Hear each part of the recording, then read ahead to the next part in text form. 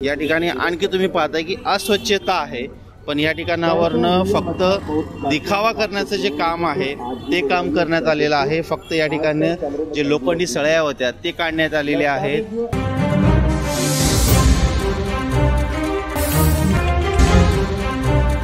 जीव मुठीत घेऊन चढणारी उतरणारी महिला सर्वांची काळजी घेते, पण तिच्या काळजीचं काय? नेमकं तिला काय वाटतं? चला जाणून घेऊया तिच्या मनातलं, फक्त आपल्या जागृत महाराष्ट्रावर।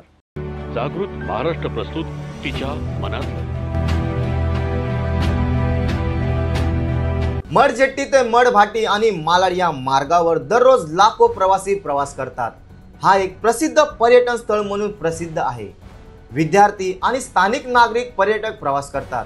या महत्त्वाच्या मार्गावर नुकतेच एस कुमार ग्रुप आणि श्री सिद्धी कुमार इन्फ्रास्ट्रक्चर प्रायव्हेट लिमिटेड यांच्या माध्यमातून रस्त्याचे काँक्रिटीकरण पूर्ण झाले।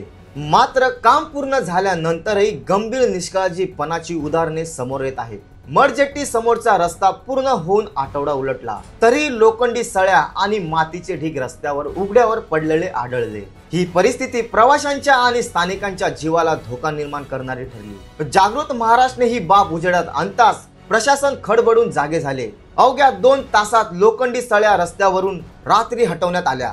मात्र रस्त्यावरील मातीचे ढीग आणि धूळ अजूनही रात्री 9-10च्या सुमारास कायम होती। तसेच ज्या ठिकाणी रस्त्याचे काम पूर्ण झाले तिथे पाण्याने रस्ता स्वच्छ करण्यात आलेला नाही। जिथे रस्त्याचे काम सुरू आहे तिथे वाहतूक नियंत्रणाचा पूर्णपणे अभाव आहे।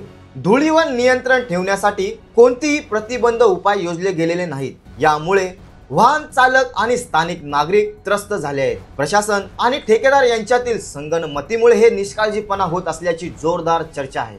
स्थानिक नागरिकांनी प्रशासनाच्या या बेजबाबदार वृत्तीवर नाराजगी व्यक्त केली आहे। अशाच निर्भीड बातम्या पाहण्यासाठी पाहत राहा जागृत महाराष्ट्र।